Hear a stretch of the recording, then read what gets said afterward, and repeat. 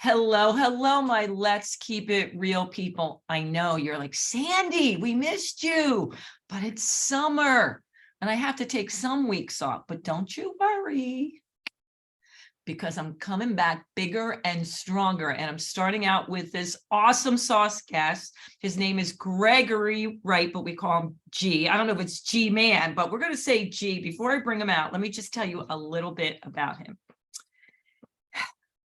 G is a rock star speakers coach and producer at All Things Relax Studios. Don't you love that? Especially when you're getting on stage. Along with Sandi D, queen, I love this, queen of Podcast Zen, he shows coaches, creative entrepreneurs, and authors how to create a crystal clear message.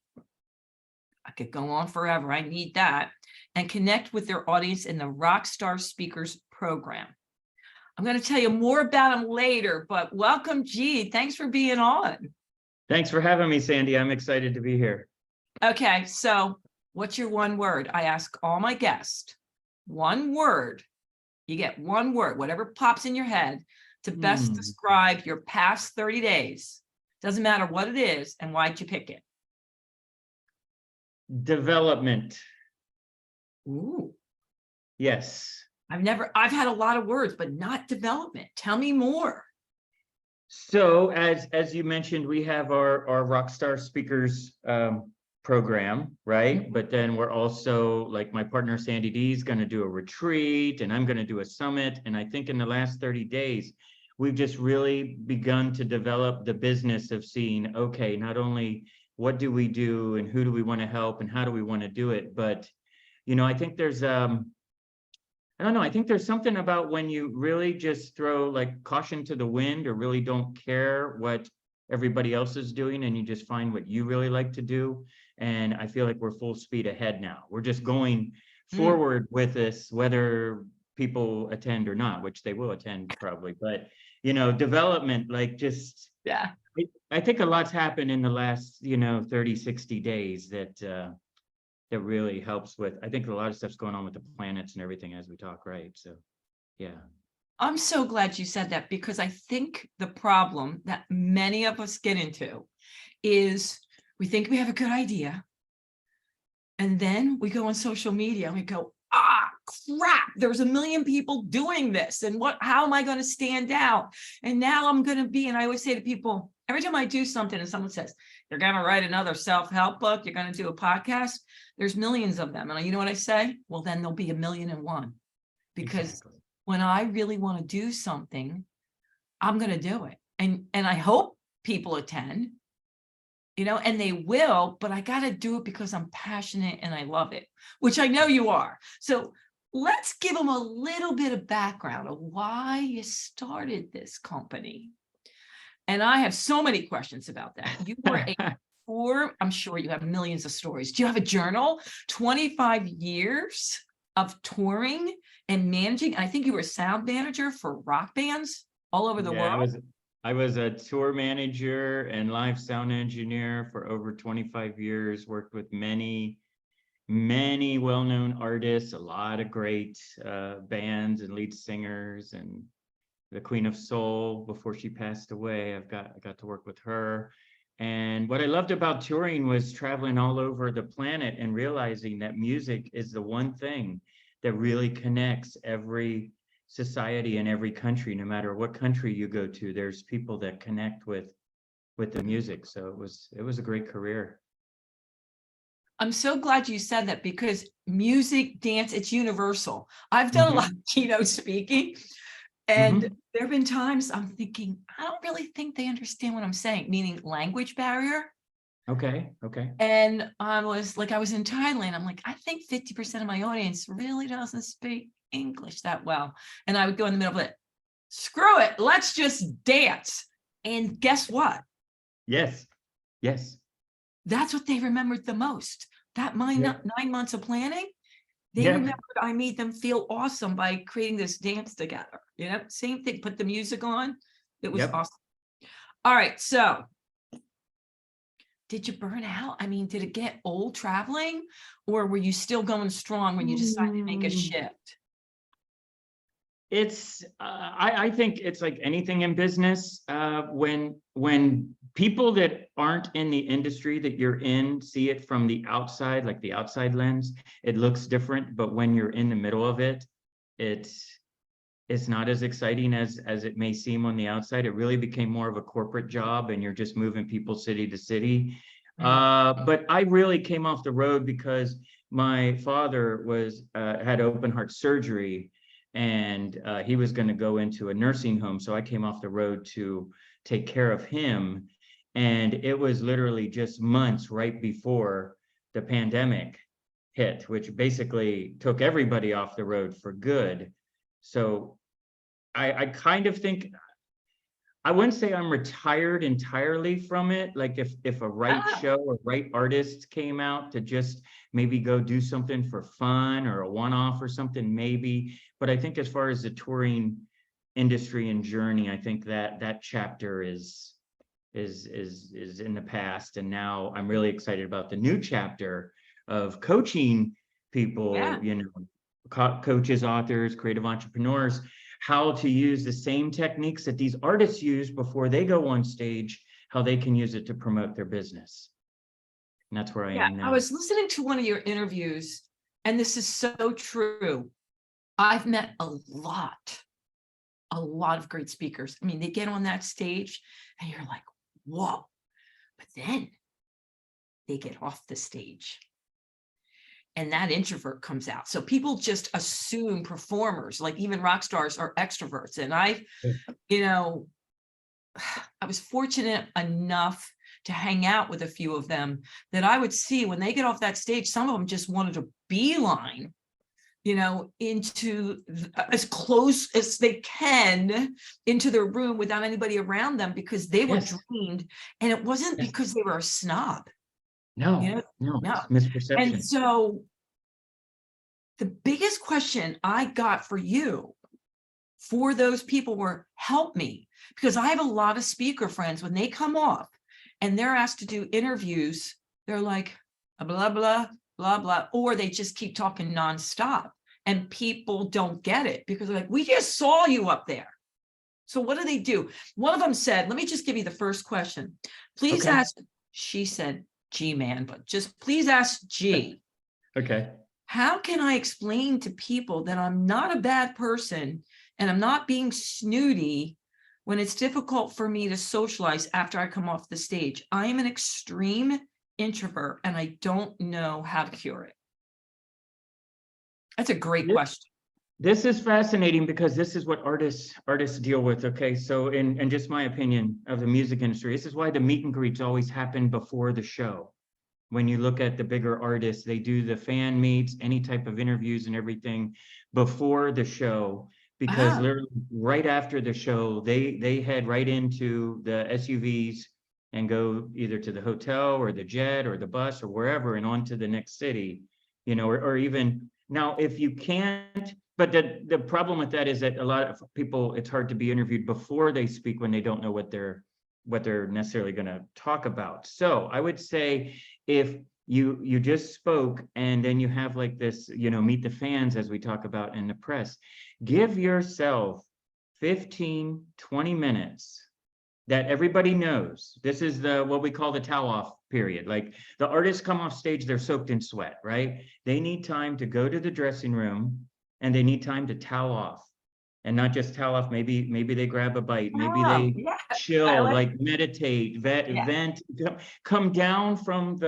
because let's face it, it is an endorphin, an adrenaline when you're on stage and you're having a great show and you're in the pocket and the audience loves it.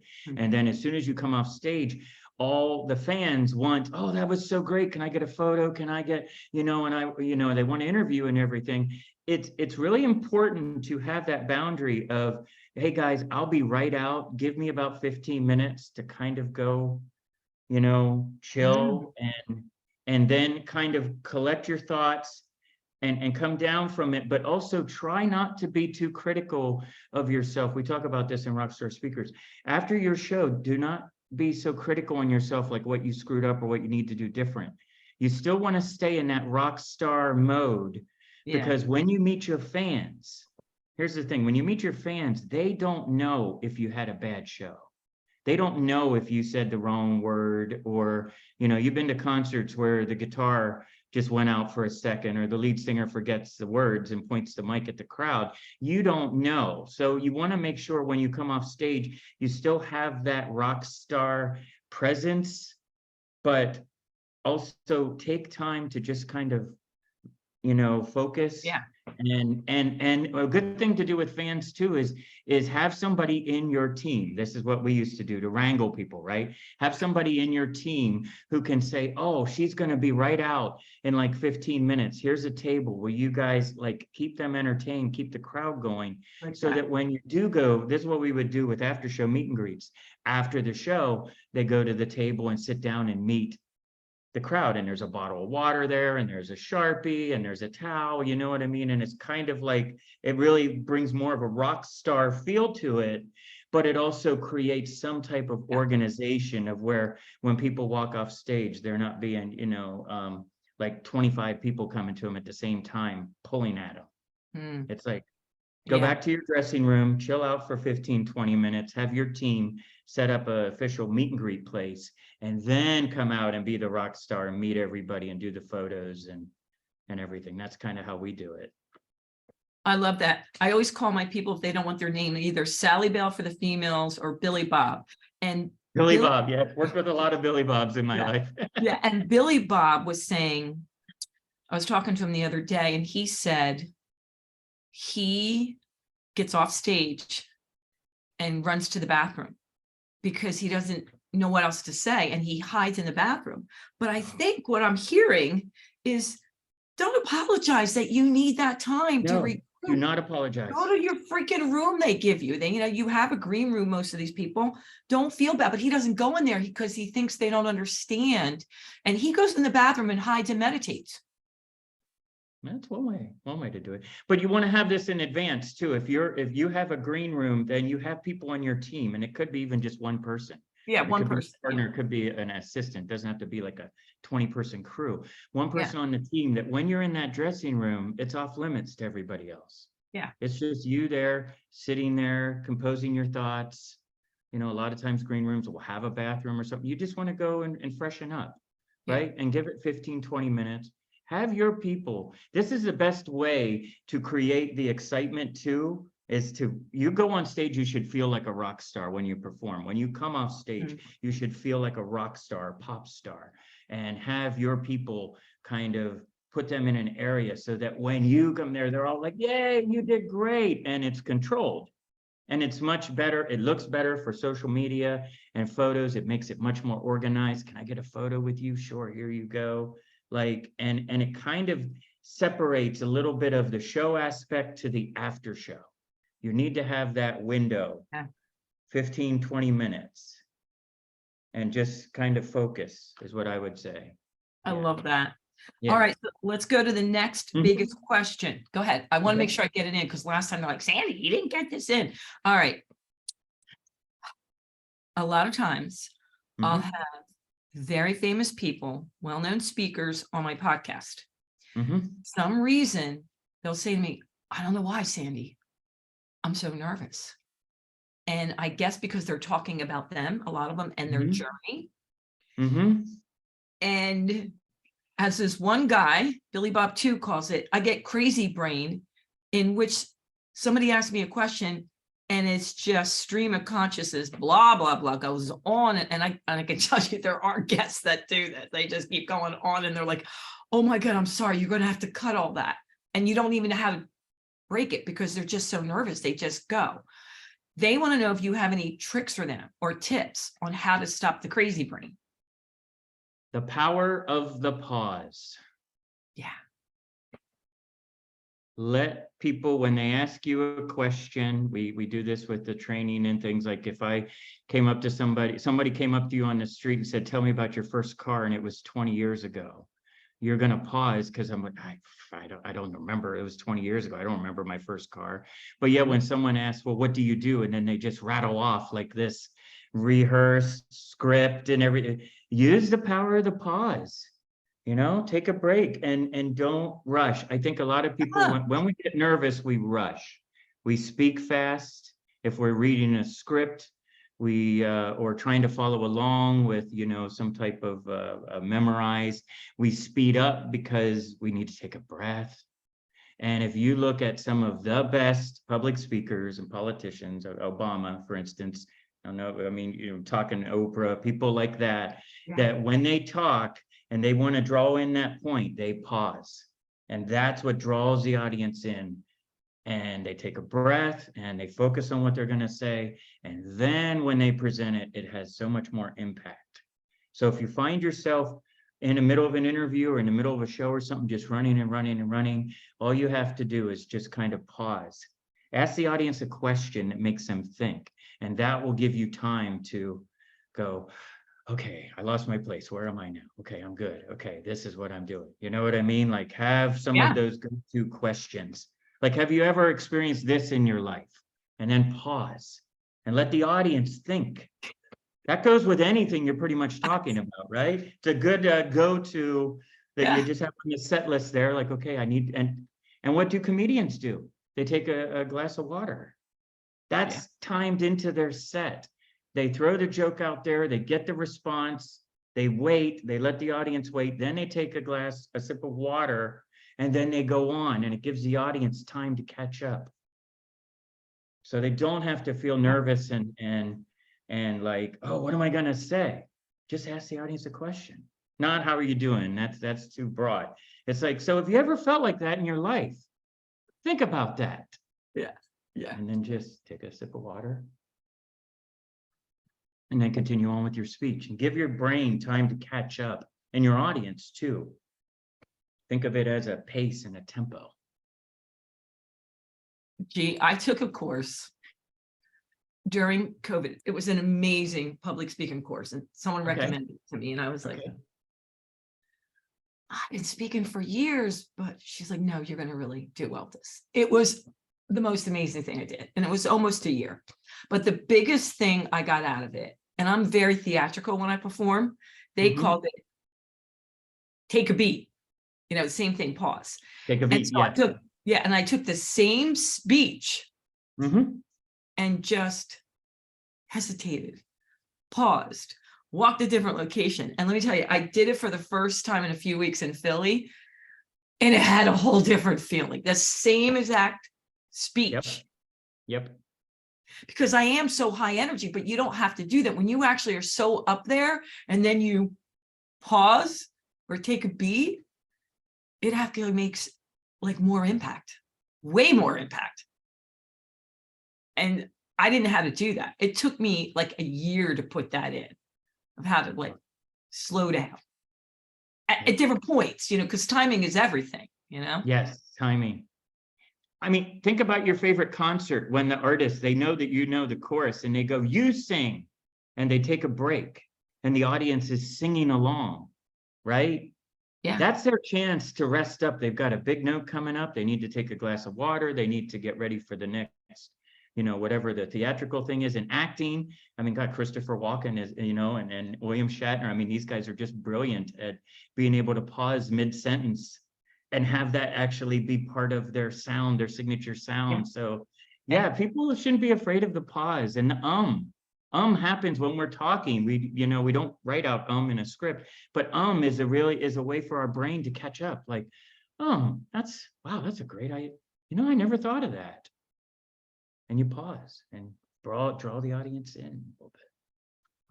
Wait a minute. That's the first time anyone said to me, it's okay to say, if anything, they try to break you. Well, maybe if you do it too much. I mean, yeah, but. Okay, anyhow. Well, you asked me some deep question. I go, like, why would you not do that? How would you not do that? That's different. You're right. I have to think about. I'm not going to have an answer ready to go like in a second. I'm going to have time to, even if you're asking the audience a question and you already know what the rest of your presentation is, you got to give them time to catch up. Yeah. Let them think. I love like comedians that will just, they call milk the crowd, but they will, like, after a joke, they'll just stand there and let the silence go over the audience. And after a while, it goes from uncomfortable to it, and it soaks in. Like there's so many things you can do dynamically when you're performing with vocal and pause and ums and ah, and don't worry about all that. It's the Expressions, message. body, yeah. Yes, yes. It's so fun. Okay, so how did you I get why you stopped doing what you did for 25 years, but how did you take that leap to, I want to help people present better, have a crystal clear message?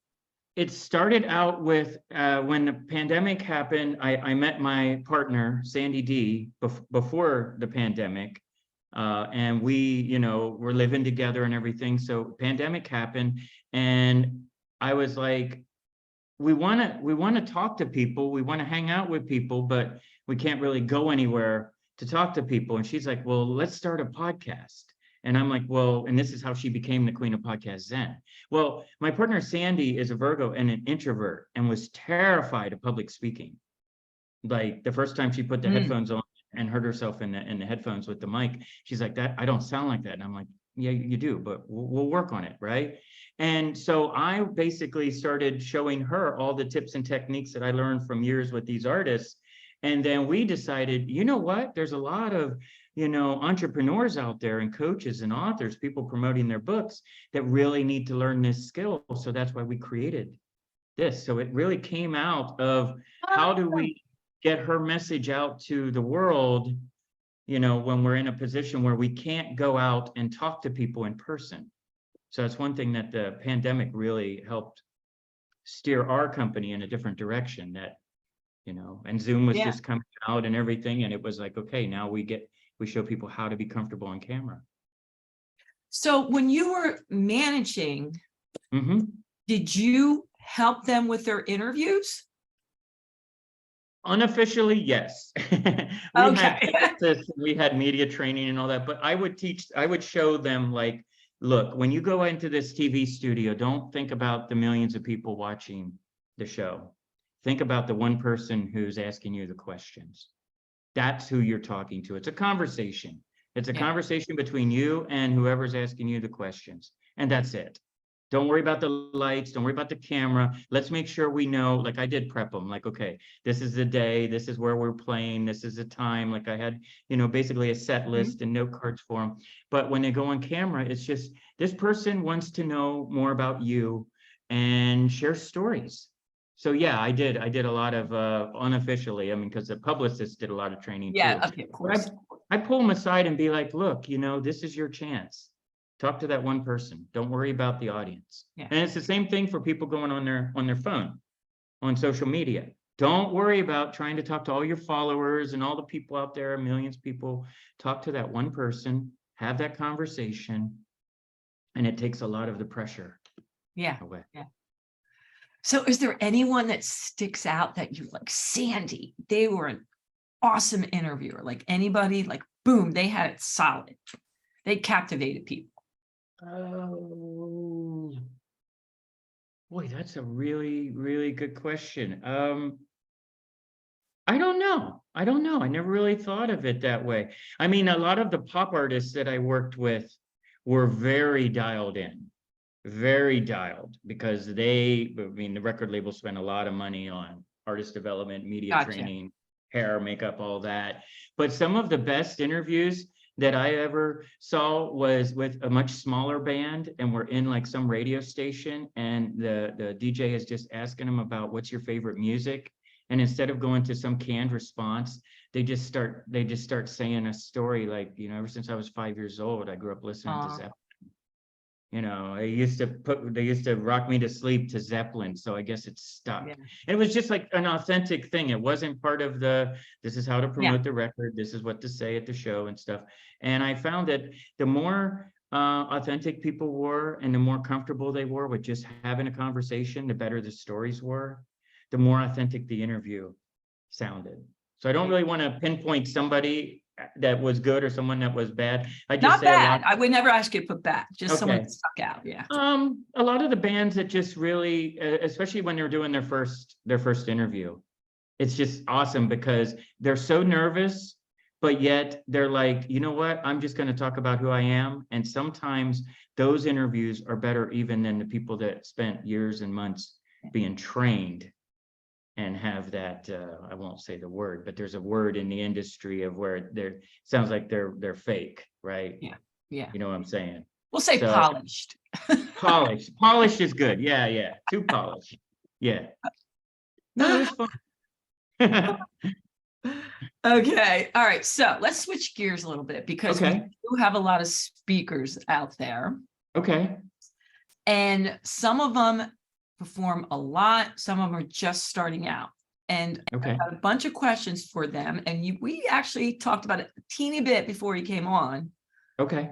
There's so many different philosophies of how to practice and train yourself to be on stage. So many. Now, let me just tell you, we talked a little bit about what I went through. I spoke for years. I owned health clubs in the wellness and fitness arena. Never had any training, self-taught, but traveled all over, wrote books on Train Your Head, Bible Follow, and did really well. A lot of it I wrote out, but then when I got up there, it was improv, played with the audience, right? Yep. Never had a script with me, but I knew my subject matter. During COVID, then I had the opportunity not to travel. And that's when I took this course. And what it did for me is I know my speech so well that I can get up there in improv, but I don't have a script. Like, and no one's going to know if I went off script, but I've practiced it over and over to the point where I know where I'm standing. I know where the point where they're going to laugh. But if I forgot something, they're not going to know. But I don't have anything down. And it's a 45 to 60 minute keynote. So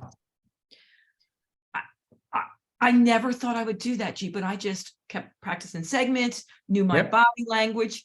And when I got done, I'm like, listen, they're not going to know if I got it right or not. Right. But when I went back to look at it, I landed 99% of exactly what I had written. So that is off script, but I'm so relaxed. So here's the big question to that, because people always say that, wow, you changed. Like, why would you go do that course? You were already so good. And I'm telling you, it did take me up a level. So here's the big question for that.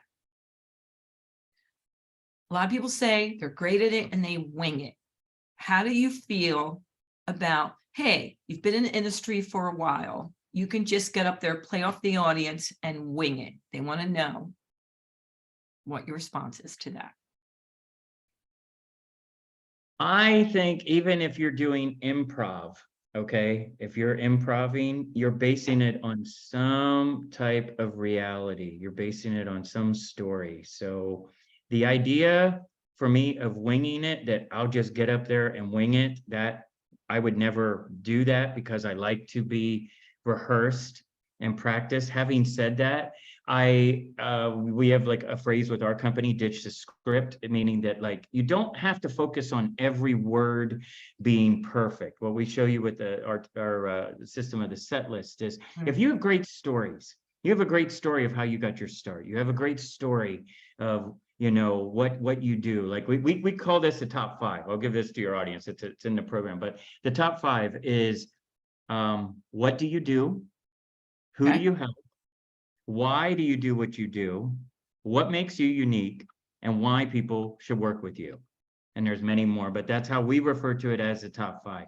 If you have rehearsed stories that really go into that, you know, then when you're putting your set list together, you're just, because I think what you've done is you perform so many times that, here's the thing, this is what's going to blow people's minds. When we're performing, we're not performing with the conscious, we're performing with the subconscious.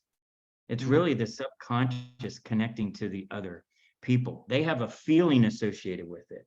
They're not focused on what word we say, or if we say and or whatever. It's the story and the feeling of it.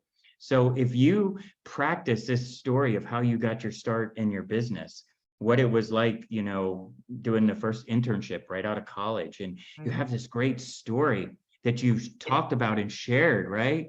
Then when your subconscious takes over, right, Mhm. it's going to plug all the words into what it is without having to rely on a script. I think once you take your mind out of the script mode and put it into more natural, you can still in your mind see, like, do you get what I'm saying? I'm trying Yeah, I do. to explain NLP without going out and explaining NLP, but that's really what it is. When you are talking to your audience, you're connecting with them on a different level.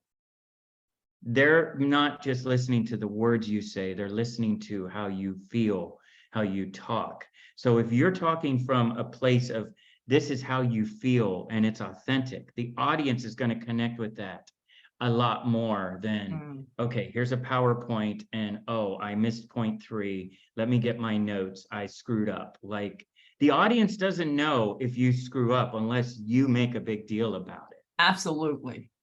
And if you're talking from the level of subconscious, right, from memory, this feeling that you have when you're talking about this story, you're taking the audience back. Think about when you were 5 years old growing up. What did you want to be? You ask that to the audience. Now you've got them in a different place that they're thinking completely different than if you went into a script and tried to have everything controlled. So the idea in my mind of improv is I'm prepared. Like with this interview, I have a set list of all these different stories. I'll show you there. Oh, I love it.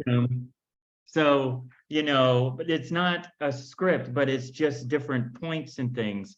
And I think it's repetition.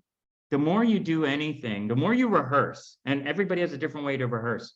I record everything on the iPhone on the audio app and play it back. I want to listen to what my tone sounds like. Then I go on camera and record a video, and then I want to know my tone, my tempo. Like for me, every time I'm speaking, I have a song playing in the background. So every speech has a different tempo to it because it has a different song playing. Wait a minute. Like really? So every bit has the song? Usually it's Eye of the Tiger or We Will Rock You from Queen. But there's something like a tempo in the back. Maybe this is from being around music for so long. But in the back of my mind, before I go on video, I hear this boom, boom, bow, boom, boom, bow. And I'm like, okay, I'm ready. And then I go on video and I just talk. But it's all very rehearsed. I'm going to take that. I love that. Yeah. And Eye of the Tiger's always playing. If I want to slow it down, I'll have some ballad, you know. Try not to go too many ballads or I'll get too emotional, but you know, because I have Whitney Houston playing in my mind. That was, oh gosh. That's how I got in the music industry, is I snuck into a show to meet her tour manager, and that set the whole thing up. I've talked about that on other interviews as well, but that was the fork in the road. That's the Whitney story. How old were you? All right, I didn't hear that interview, so you didn't? Okay. Now I need to know. I was 18. I was on the road with a USO group going around to veterans hospitals performing. I was doing sound for this group. And we were somewhere in Oklahoma or somewhere in the middle of the tour. And long story short, because I know we only have so much time, but I ended up sneaking into the concert, meeting her tour manager, watching the show at front of house at the soundboard. And when I heard Whitney's vocal in my headphones, that was it. That day I decided this is what I'm doing. And that began the journey of 25 plus years of working with the who's who of the music industry. Yeah.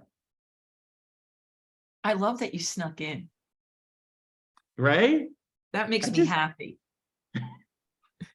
I didn't know how I was going to do it. I just knew that I was going to do it. So that's on my set list as a Whitney story. So if someone asks me a question about what do you do when you face the crossroads? Well, then I've got the Whitney. So on the set list, it literally says Whitney's story.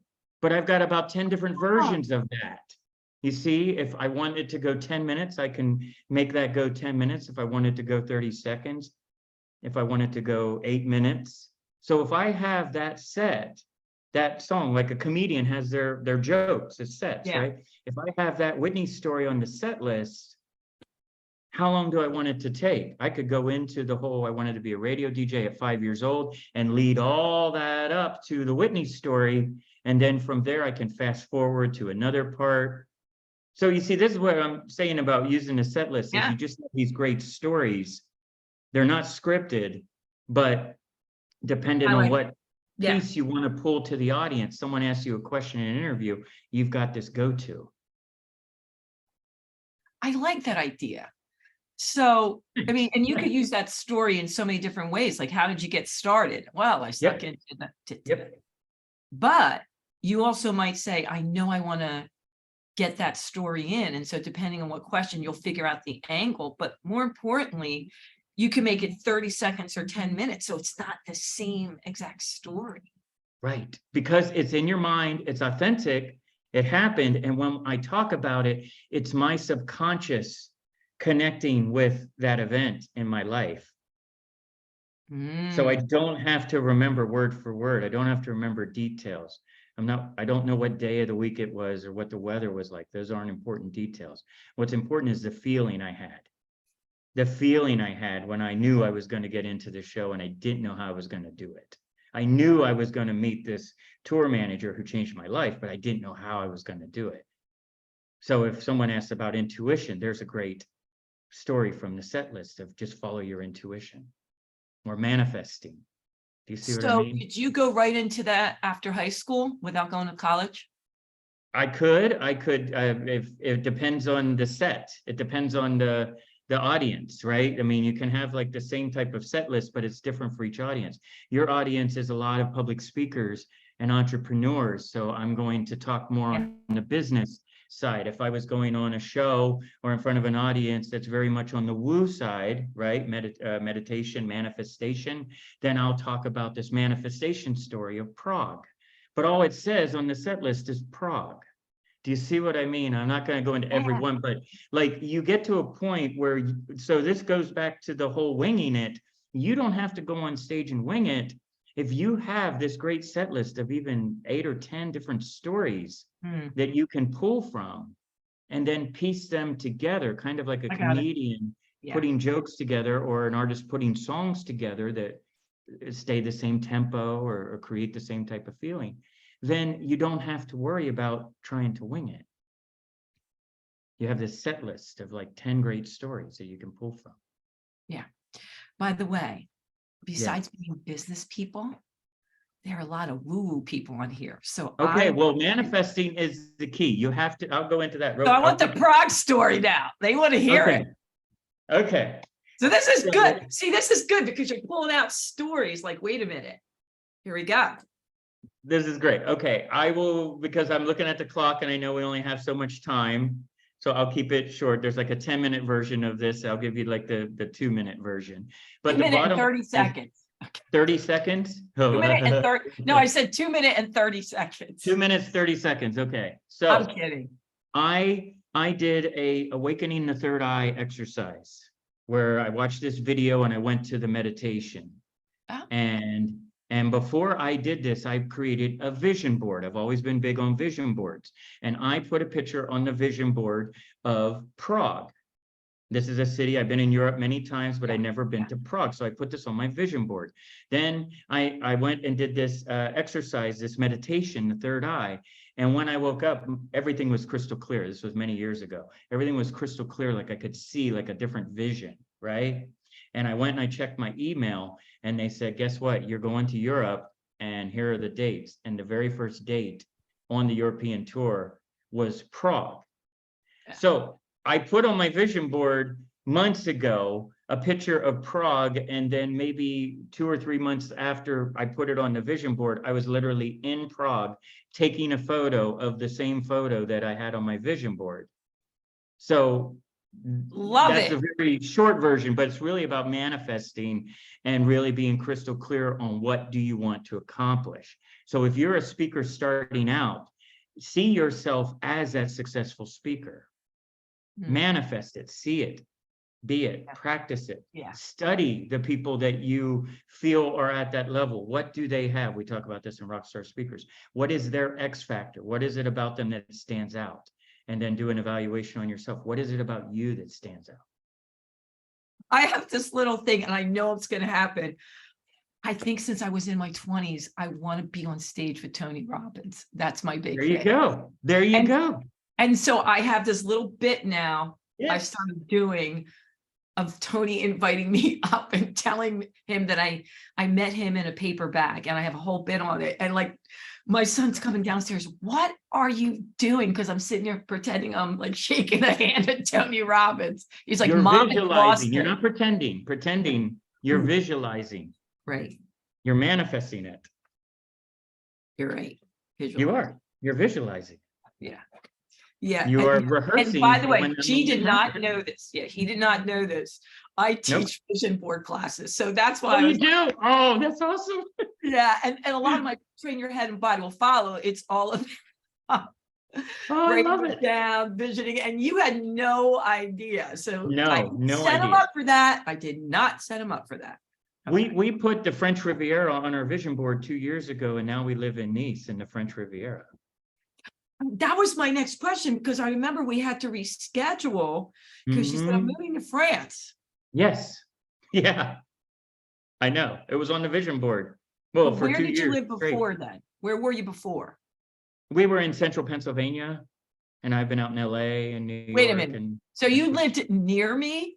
I live in the suburbs. we of didn't know. France. We were in State College for a while. Oh, She okay. worked at Penn State.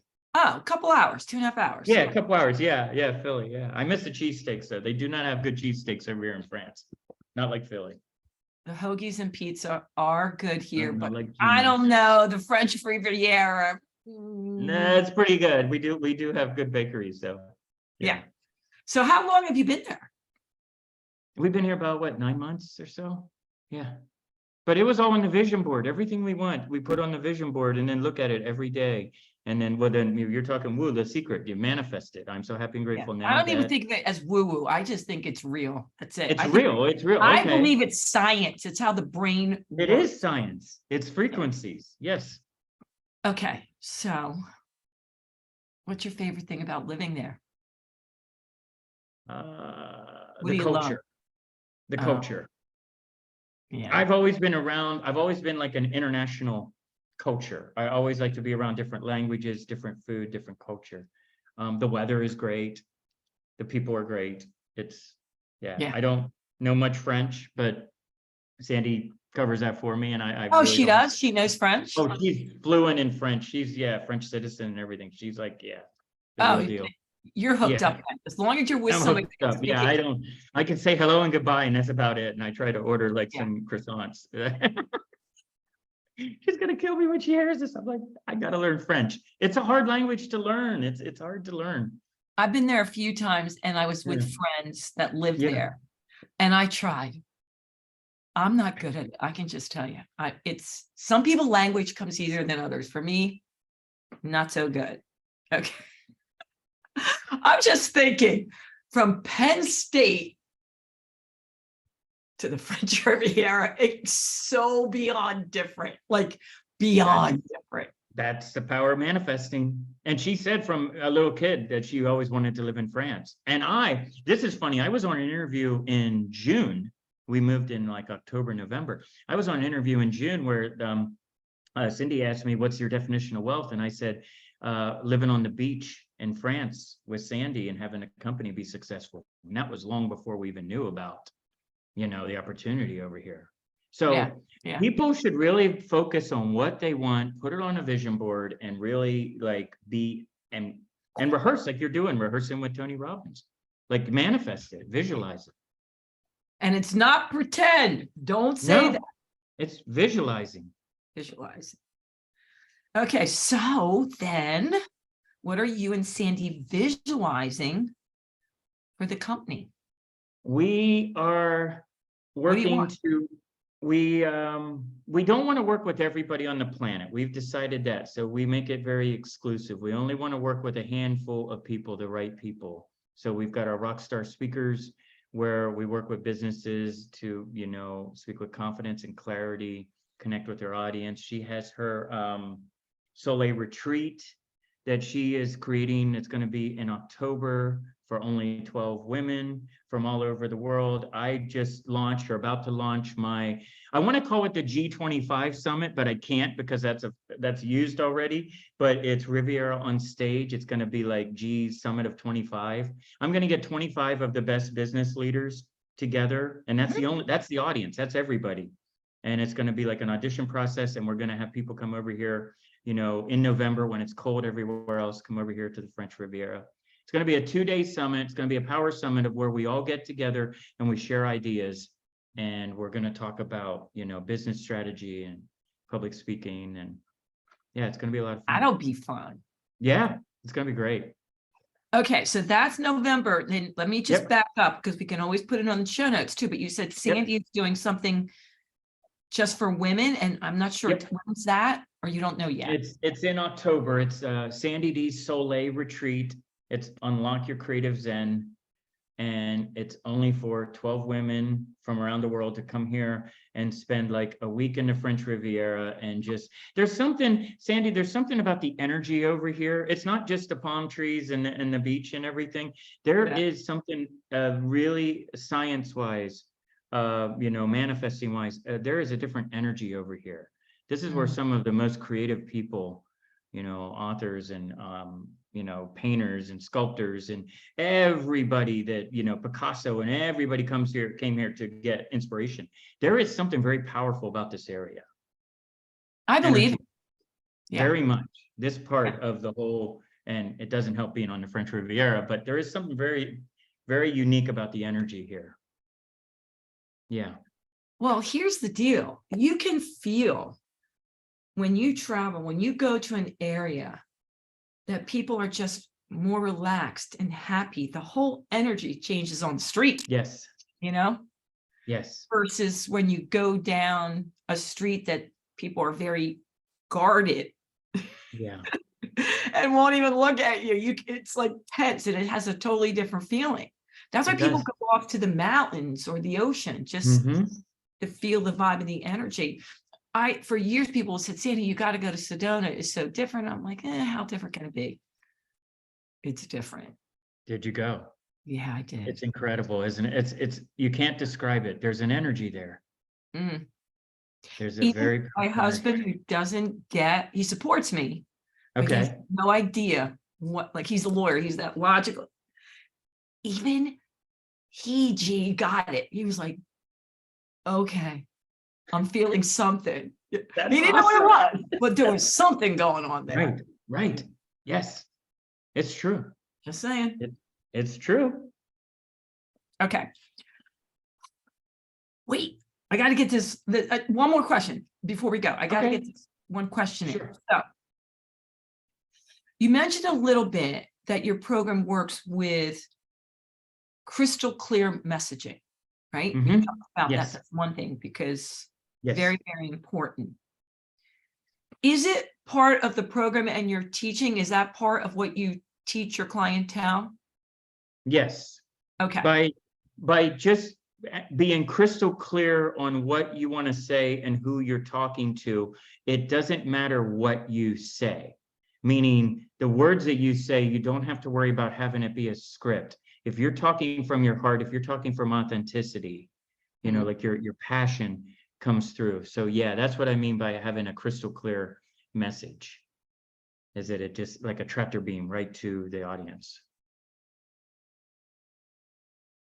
Totally different than a lot of people describe that. You know that. Yeah. I like it. Yeah. Yeah. Thanks. I love that. That feels better to me. Better to me. Yeah. All right. What are you going to eat tonight? The best thing about living in France. That's what I wanted to know. Like, where are you eating? What are you eating? Do you cook? Like, what's your favorite food? But believe it or not, sometimes we just cook at home. We just go to like the butcher and get some like steaks and things and just make it here. But there's a lot of great restaurants and I do eat a lot of crepes and French food, and the pastries are the best. There's a bakery right downstairs, and I mean, God, every morning it's just like the best. So, but I do miss Philly, and I do miss the cheesesteaks. Ugh. I do miss the cheesesteaks. We cannot find that I over know, here. but I swear, even though I ate pastries every day when I was over there, I feel like I was losing weight. I don't know what I see weight when you eat. I don't know if it's because I was walking a lot more or A lot what. of walking. Yeah, we got rid of our cars. We sold our cars when we moved here. You don't need a car where we are. You can take the tram. You can walk. You It's- sold your cars. That's Yeah, huge. yeah. Why not? I mean, you people drive here, but why? I don't understand. It's like you've got trams, you got trains, you can walk. I mean, even the bus is not bad. But walking, yeah. I love it. Gee, this has been awesome. This And is guess great. what? Thank you for having me. Yeah, it's a lot of fun. We got in most of my questions, but just in case, let's repeat Okay. where they can find you, because there are half the questions I didn't get in case they want to reach out to you. Where can they find you and Sandi and your business, the whole bit? Go to our website, allthingsrelaxstudios.com. You can follow us on IG at Rockstar Speakers, Queen of Podcast Zen. I'll send you all those. I'm on LinkedIn. I'm really finding LinkedIn is a great place too. So there we have a All Things Relax Studios group there, and just connect with me on LinkedIn. Oh, Or yeah, it's people fine, but love LinkedIn. Yeah. LinkedIn is great. I think LinkedIn is probably one of the better ones than over IG and Facebook, in my own opinion. I like LinkedIn. So Cool. We're Yeah. good. yeah. All right. Any last words before we go off the air? Just follow your intuition and don't worry about. Okay, the last thing I'll leave is that perception, or I'm sorry, excuse me, I screwed up. Perfection is perception. So when you go on camera, it's not about being perfect. When you go on your phone and you're talking to your audience, you're on stage talking to your audience, it's not about being perfect. It's about being authentic. If they can feel the authenticity, they're not going to remember what you say or don't say, or if you screwed something up. They're going to remember the feeling that you have. So take the pressure off of everything having to be perfect and memorized perfectly, and just go and share incredible stories and rock the stage. I love it. We're going to end there. All right, my let's keep it real people. She really kept it real. We really appreciate you sharing, liking it, rating it. I love your support. You guys have been so good to me. And you know what I'm going to say? Until next time, thanks, G, and toodles. Cheers. See you.